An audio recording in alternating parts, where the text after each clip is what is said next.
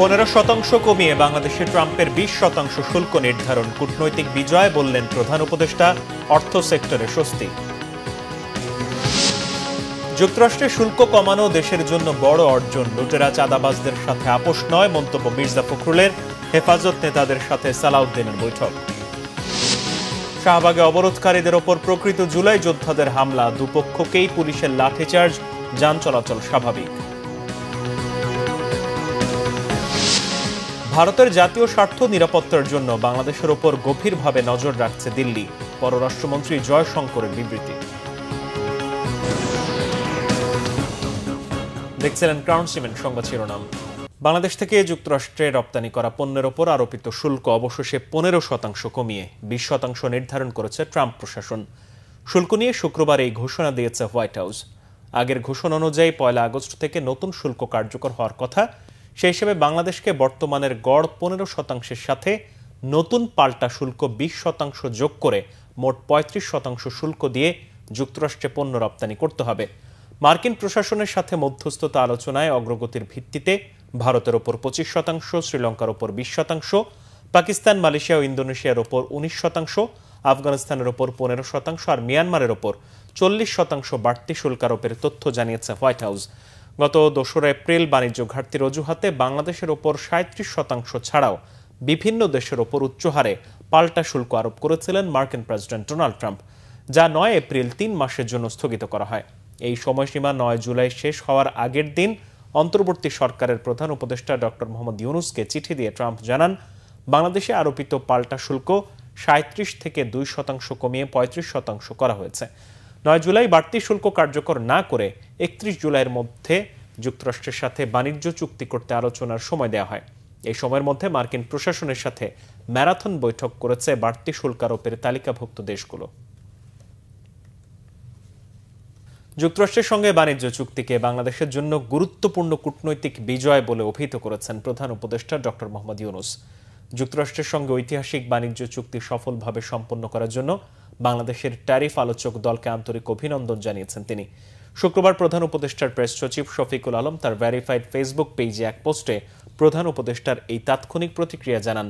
প্রধান উপদেষ্টা বলেন, শুল্ক হার 20% নামিয়ে আনতে পারা প্রত্যাশিত হারের চেয়ে 17 পয়েন্ট কম। এই চুক্তি বাংলাদেশের তুলনামূলক সুবিধা ধরে রেখেছে, বিশ্বের সবচেয়ে বড় ভোক্তা বাজারে প্রবেশাধিকার বাড়িয়েছে এবং জাতীয় স্বার্থ সুদৃঢ়ভাবে সংরক্ষণ করেছে। এটি সামনে আরও বড় সুযোগ, দ্রুততর উন্নয়ন ও দীর্ঘমেয়াদী সমৃদ্ধির দ্বার উন্মোচন করেছে বলেও মনে করেন তিনি। মার্কিন পাল্টা শুল্ক 15% কমিয়ে মূল প্রতিদ্বন্দ্বী দেশগুলোর সমপর্যায়ে নামিয়ে আনার সিদ্ধান্ত স্বস্তিদায়ক মনে করেন তৈরি পোশাক প্রস্তুত ও রপ্তানিকারকদের সংগঠন বিজিএমই এর সভাপতি মাহমুদ হাসান খান। ট্রাম্পের পাল্টা শুল্ক কমানোর ফলে প্রতিযোগিতা সক্ষমতা হারানোর শঙ্কা দূর হলো বলে মনে করেন অর্থনীতিবিদরাও। তবে শুল্ক ইস্যুতে মার্কিনীদের সাথে বাণিজ্যের বাইরে কি চুক্তি হয়েছে সেই ব্যাখ্যা জানানোর পরামর্শ দেন তারা। আরও জানাচ্ছেন জিয়াউল হক সবুজ। 3 দফা আলোচনার পর বাংলাদেশ থেকে পণ্য আমদানিতে পাল্টা শুল্ক 15% কমিয়ে 20% ঘোষণা করেছে ট্রাম্প প্রশাসন। বৃহস্পতিবার নির্বাহী এক আদেশে পাকিস্তানের ওপর 19%, আফগানিস্তানকে 15%, ইন্দোনেশিয়ার ওপর 19% এবং ভারতের ওপর 25% পাল্টা শুল্ক বসায় ওয়াশিংটন। কয়েক দফা আলোচনার পর বাংলাদেশের ওপর বসানো পাল্টা শুল্ক কমার খবর বেশ ইতিবাচক হিসেবেই দেখছেন রপ্তানিকারকরা। আমাদের যারা প্রধান প্রতিদ্বন্দ্বী তাদের তুলনায় আমরা একটা সমান জায়গায় বা স্বস্তির জায়গায় আছি। তাতে করে যেটা হবে যে আমাদের প্রতিদ্বন্দ্বিতার যে সক্ষমতা সেটা কমবে না।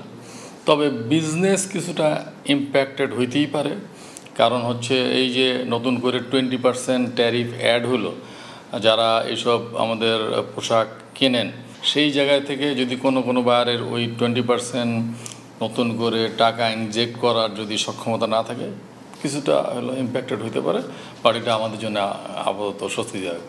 অর্থনীতি বিশ্লেষকরাও বলছেন, পাল্টা শুল্ক কমায় পোশাকের বাড়তি রপ্তানির পাশাপাশি চামড়া সহ অন্যান্য খাতের প্রতিযোগিতা সক্ষমতা বাড়বে। তো সামগ্রিকভাবে এখন পর্যন্ত যে অবস্থা তাতে আমরা সমধর্মী আমাদের যারা রপ্তানিকারক মার্কিন বাজারে তাদের প্রায় কাছাকাছি অবস্থায় রয়েছি এবং এটা আমাদের জন্য স্বস্তির। সেই হিসেবে আমাদের প্রতিযোগিতা সক্ষমতাতে হারানোর যে আশঙ্কাটি ছিল সে আশঙ্কা অনেকাংশে আমরা উতরাতে পেরেছি। উপরন্তু চীনের সঙ্গে যদি উচ্চ শুল্ক আরোপিত হয়, যেটা আশঙ্কা করা হচ্ছে যে উচ্চ শুল্ক অব্যাহত রাখা হবে, তাহলে চীন থেকে প্রচুর পরিমাণে অর্ডার বিনিয়োগ এগুলো অন্যান্য দেশে শিফট করলে সেটাও বাংলাদেশের জন্য বাড়তি অর্ডার দেয়া এবং রপ্তানি করার একটা সুযোগ তৈরি হবে। বাণিজ্য সম্পর্ক থাকা অন্য দেশের সাথে ভারসাম্য রক্ষায় যুক্তরাষ্ট্রের সাথে হওয়া চুক্তির কূটনৈতিক ব্যাখ্যা থাকা প্রয়োজন বলে মনে করেন এই অর্থনীতিবিদ। বাণিজ্য উপদেষ্টার নেতৃত্বে যে নেগোসিয়েশনগুলো হয়েছে তাদেরকে আমরা ধন্যবাদ জানাতে পারি এই নেগোসিয়েশনের জন্য, কিন্তু আমরা পূর্ণাঙ্গ চুক্তিটি এখন পর্যন্ত পাইনি। আমি মনে করি যে প্রধান উপদেষ্টার দপ্তর থেকে পূর্ণাঙ্গ চুক্তিটি উন্মুক্ত করা দরকার, যে আসলে কি ধরনের বিষয় সেখানে রয়েছে। বাণিজ্য ঘাটতির কথা বলে গেল ২ এপ্রিল শতাধিক দেশের উপর উচ্চ হারে পাল্টা শুল্ক আরোপ করেন ট্রাম্প।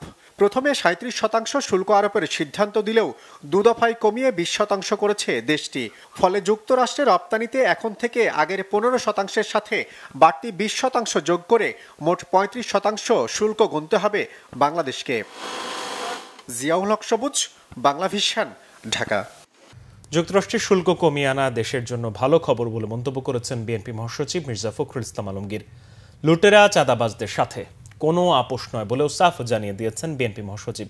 এদিকে বিএনপির স্থায়ী কমিটির সদস্য মির্জা আব্বাস বলেছেন, দেশের জনগণকে এর আগে ইভিএম গেলাতে পারেনি, এখন আবার পিআর পদ্ধতি খাওয়াতে চায়। আহমেদ সরওয়ারের রিপোর্টে বিস্তারিত। জুলাই অভ্যুত্থানের বর্ষপূর্তিতে মাসব্যাপী কর্মসূচি শেষে আগস্টের পহেলা দিনেও অভ্যুত্থানের শহীদদের স্মরণ করল বিএনপি। ঢাকার ২ প্রবেশপথ গণ অভ্যুত্থানের অপ্রতিরোধ্য প্রাঙ্গণ হিসেবে পরিচিত উত্তরা ও যাত্রাবাড়িতে আয়োজন করা হয় সমাবেশের। মহানগর উত্তর বিএনপির আয়োজনে উত্তরার সমাবেশে বক্তব্য দেন শহীদদের স্বজনরাও। তাদের বক্তব্যে উঠে আসে সন্তানদের আকাঙ্ক্ষা বাস্তবায়নের আহ্বান। রাজনৈতিকভাবে আওয়ামী লীগকে নিশ্চিহ্ন করতে পারলে ফ্যাসিবাদ থেকে পরিপূর্ণ মুক্তি মিলবে উল্লেখ করে বিএনপি মহাসচিব মির্জা ফখরুল ইসলাম আলমগীর বলেন, এদেশে আর আওয়ামী লীগের রাজনীতি নয়, ভয়ঙ্কর একটা ফ্যাসিবাদ হাত থেকে আমরা আপাতত মুক্তি পেয়েছি। এই মুক্তি তখনই চূড়ান্ত হবে যখন তাদেরকে আমরা রাজনৈতিকভাবে সম্পূর্ণ নিশ্চিহ্ন করতে পারব। যারা লুটপাট করে, যারা ব্যাংক লুট করে, যারা চাঁদাবাজি করে, যারা মানুষের সম্পত্তি লুট করে নিয়ে যায়, তাদের বিরুদ্ধে আমাদের কোনো রকমের আপোষ থাকবে না। তাদেরকে আমরা কখনোই স্বীকার করবো না, তাদেরকে আমরা কোনো মতেই সামনে আসতে দেব না। ফ্যাসিস্ট হাসিনা বিরোধী আন্দোলন সংগ্রামের অন্যতম সূতিকাগার যাত্রাবাড়িতে ২৪-এর গণ অভ্যুত্থানের শহীদদের স্মরণে সমাবেশ করে ঢাকা মহানগর দক্ষিণ বিএনপি। এতে প্রধান অতিথির বক্তব্যে বিএনপি স্থায়ী কমিটির সদস্য মির্জা আব্বাস বলেন, দিনটা সবার জন্য আনন্দের হলেও শহীদদের পরিবারের জন্য সময়টা ভালো না। মির্জা আব্বাস বলেন, শহীদদের পরিবারের সদস্য যারা বক্তব্য রেখেছেন তারা সবাই বলেছেন তাদের কেউ খোঁজ খবর রাখে না, অথচ শহীদদের জন্যই ফ্যাসিস্ট হাসিনাকে তাড়ানো গেছে। তো আর দেরি করেন না, আমরা জানি দিন ঘোষণা দেবেন, তারিখ ঘোষণা দেবেন, এর পিছনে আপনাদের আবার কোন ষড়যন্ত্র তত্ত্ব লুকিয়ে আছে আল্লাহই বলতে পারবে। এটা আমার কিন্তু আর কারণ না হোক, আমি অনেক সন্দেহ করি, তাদের নির্বাচনী তারিখ ঘোষণার পিছনেও অনেক ষড়যন্ত্র আছে, এরপরেও ষড়যন্ত্র আছে। এই দেশের লোককে ইভিএম পদ্ধতি খাওয়াতে চাইছিল হাসিনা, এই দেশের লোক গিলে নাই ইভিএম পদ্ধতি, সুতরাং আপনাদের পিআর পদ্ধতি কেউ গিলবে না। সমাবেশে বিএনপি নেতারা অভিযোগ করে বলেন, অন্তর্বর্তী সরকারও বৈষম্য করছে। এই আন্দোলনে যেসব মাদ্রাসা ছাত্র, রিকশাওয়ালা, শ্রমজীবী মানুষ, শিশুরা শহীদ হয়েছে তাদের নিয়ে সরকারের কোনো মনোযোগ নেই। এক পক্ষ আছে শুধু আন্দোলনের কৃতিত্ব নিজেদের বগল দাবা করায়। বিরোধী যে হিংসাত্মক রাজনীতি বাদ দিয়ে আমরা একটা সুন্দর রাজনীতির চর্চা করি, যেখানে সকলে আমরা দলমত, ধর্ম, বর্ণ নির্বিশেষে আমরা সকলে পাশাপাশি সহ অবস্থান করে আমরা বসবাস করব। এই এক বছরে কেন এটা বিচার হলো না? কারণ তারা ক্ষমতার লোভ পেয়ে গেছে, মস্কোদের চেয়ার পেয়ে গেছে, তার মজা পেয়ে গেছে। একটা ওটা হবে না ভাই, গাছ লাগিয়েছি আমরা, ফল খাবেন আপনারা, ওইটা আর হতে দেওয়া হবে না। কাকে চাঁদাবাজ বলেন আপনারা? আমি ঠিক বুঝতে পারিনি। কদিন পর ওই দলের নেতা এবং নেত্রীরা ওই তাদের দিকেই আঙ্গুল তুলে বলছে এরা হচ্ছে বিশ্ব চাঁদাবাজ। যে যত কথাই বলুক, নির্বাচন ফেব্রুয়ারির মধ্যেই হবে ইনশাআল্লাহ। এবং নির্বাচনের প্রস্তুতি এখন থেকে আপনার ঘরে ঘরে নিতে হবে। বিএনপি নেতারা দাবি করেন সবাই ভুলে গেলেও বিএনপি সবসময় শহীদদের পরিবারের পাশে থাকবে। আহমেদ সরওয়ার, বাংলা ভিশন, ঢাকা। এদিকে বিএনপির স্থায়ী কমিটির সদস্য নজরুল ইসলাম খান বলেছেন, ফেব্রুয়ারিতে নির্বাচন আয়োজনে কোনো বাধা দেখছে না বিএনপি। এ বিষয়ে সরকারের বক্তব্য আরও স্পষ্ট করা উচিত। শুক্রবার চট্টগ্রামের হাটহাজারী মাদ্রাসায় হেফাজত নেতাদের সাথে সৌজন্য সাক্ষাৎ শেষে তিনি এসব কথা বলেন। উপস্থিত ছিলেন স্থায়ী কমিটির সদস্য সালাউদ্দিন আহমেদও। ঐকমত্য কমিশনে বিএনপির ভূমিকা নিয়ে তিনি বলেন, জুলাই সনদ বাস্তবায়নে যে সকল প্রক্রিয়া সম্পূর্ণ করা দরকার তার সবই করছে বিএনপি। তবে ৫১টি বাদে বাকি সব সুপারিশে ঐকমত্য কমিশনের সাথে বিএনপির কোনো দ্বিমত নেই। আমরা আশা করি জুলাই জাতীয় সনদ এখনো স্বাক্ষরিত হয় নাই, বাট গতকালকে পর্যন্ত সবার ঐকমতের ভিত্তিতে সমস্ত মৌলিক বিষয়গুলো একত্রিত করে সনদ হয়েছে। আমরা ৮২৬টি মোট প্রস্তাবের মধ্যে ৫১টি বাদে 51 বাদে বাকি সবগুলোতে একমত হয়েছি। ১১৫টি প্রস্তাব আছে, সেখানে আমরা বিভিন্ন মতামত এবং আমাদের ভিন্ন মত সহ ওখানে একমত হয়েছি। ফেব্রুয়ারিতে নির্বাচন হওয়ার পথে কোনো বাধা দেখছি না। যেহেতু কোনো বাধা দেখছি না, সেহেতু এটা নাও হতে পারে এরকম দুশ্চিন্তা করার তো কোনো কারণ নাই। আমরা অপেক্ষা করছি যে শিগগিরই সরকার এই ব্যাপারে তাদের বক্তব্য, সুস্পষ্ট বক্তব্য নিয়ে আসবেন এবং নির্বাচন কমিশনকে সেই অনুযায়ী পরামর্শ দেবেন।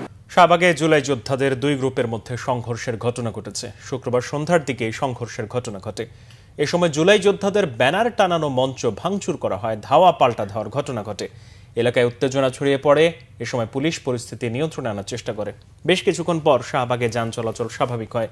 এর আগে জুলাই ঘোষণাপত্র, জুলাই সনদ দ্রুত বাস্তবায়ন এবং তা স্থায়ী বিধানে যুক্ত করার দাবিতে টানা ২ দিন ধরে রাজধানীর শাহবাগ মোড় অবরোধ করে রাখে জুলাই যোদ্ধারা।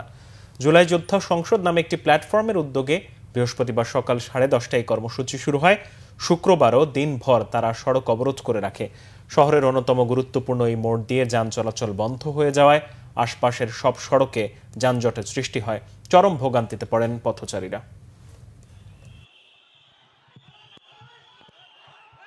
গতকালকে থেকে দেখছেন যে পুরো মোড়টা দখল করে রাখছিল, তারা আমাদের ব্লক নিয়ে রাখছে। আমরাও যেহেতু জুলাই আহত, এই জন্য আমরাও কিন্তু কিছু বলতে পারতেছিলাম না। আজকে যারা আসছে তারা বিভিন্ন হাসপাতালে এখনো ভর্তি আছে। তারা বলতেছে আমরা জুলাই আহত, আমাদের বুকে গুলি লাগছে, আমাদের পায়ে পা নাই, হাত নাই। তাহলে এরা কারা? পরে ওরা যখন শুরু করছে, আমরা চাইছিলাম যে দুই পক্ষের মধ্যে যেন হতাহত না হয়, দুই সংঘর্ষ না হয়। এইটা বাংলাদেশের ওপর ভারত নিবিড়ভাবে নজর রাখছে বলে জানিয়েছেন ভারতের পররাষ্ট্রমন্ত্রী এস জয়শঙ্কর।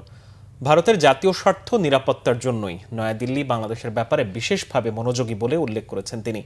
ভারতের পার্লামেন্ট লোকসভায় বর্ষাকালীন অধিবেশনে জয়শঙ্করকে বিজেপির এক এমপি বলেন, সম্প্রতি ঢাকা বিশ্ববিদ্যালয়ে সালতানাতে বাংলা নামের একটি ইসলামপন্থী গোষ্ঠী তথাকথিত গ্রেটার বাংলাদেশ নামের একটি মানচিত্র প্রকাশ করে। ভারতের একাধিক রাজ্য সেই মানচিত্রে বাংলাদেশি ভূখণ্ড হিসেবে প্রদর্শন করা হয়। জবাবে জয়শঙ্কর বলেন, ভারত এই ইস্যুতে বাংলাদেশের সরকারের সঙ্গে যোগাযোগ করেছে। বাংলাদেশ সরকারের পক্ষ থেকে বলা হয়েছে, এই মানচিত্রটি মধ্যযুগের বাংলার একটি মানচিত্র। ওই মানচিত্রটি 2025 সালের 14 এপ্রিল পয়লা বৈশাখ উপলক্ষে ঢাকা বিশ্ববিদ্যালয় ক্যাম্পাসে একটি ইতিহাস সম্পর্কিত প্রদর্শনীতে দেখানো হয়। ইসলামপন্থী গোষ্ঠীর কোনো যোগসাজশ এতে নেই। ভারতের পররাষ্ট্রমন্ত্রী বলেন, জাতীয় স্বার্থ সংক্রান্ত বিষয়গুলোতে বাংলাদেশের প্রতিটি বিষয়ে তার দেশ নজর রাখছে।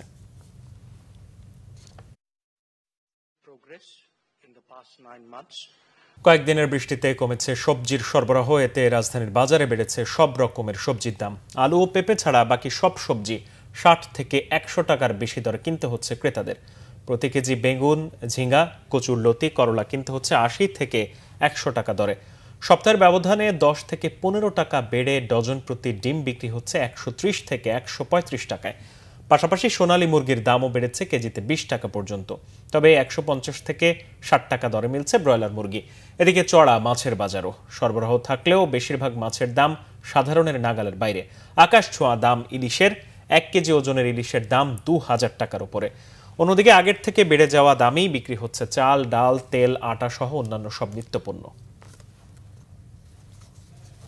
প্রযুক্তিভিত্তিক কোম্পানি রক্সনরের নতুন সদর দপ্তরের উদ্বোধন হয়েছে ঢাকায়। রাজধানী শেওড়াপাড়ায় এতে উপস্থিত ছিলেন রক্সনরের প্রতিষ্ঠাতা ও সিইও আতাউর রহমান।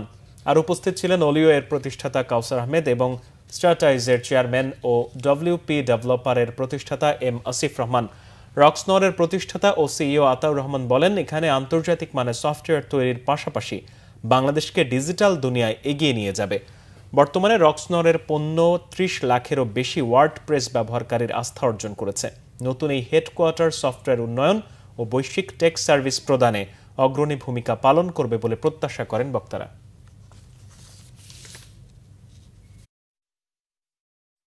সংবাদ শেষ করব ক্রাউন সিমেন্ট শিরোনামগুলো আরো একবার জানিয়ে।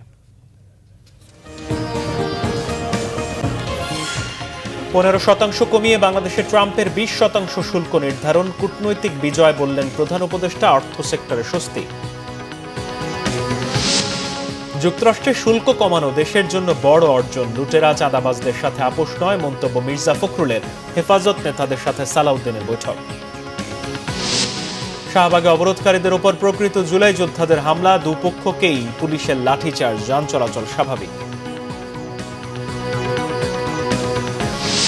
ভারতের জাতীয় স্বার্থ নিরাপত্তার জন্য বাংলাদেশের উপর গভীরভাবে নজর রাখছে দিল্লি, পররাষ্ট্রমন্ত্রী জয়শঙ্করের বিবৃতি।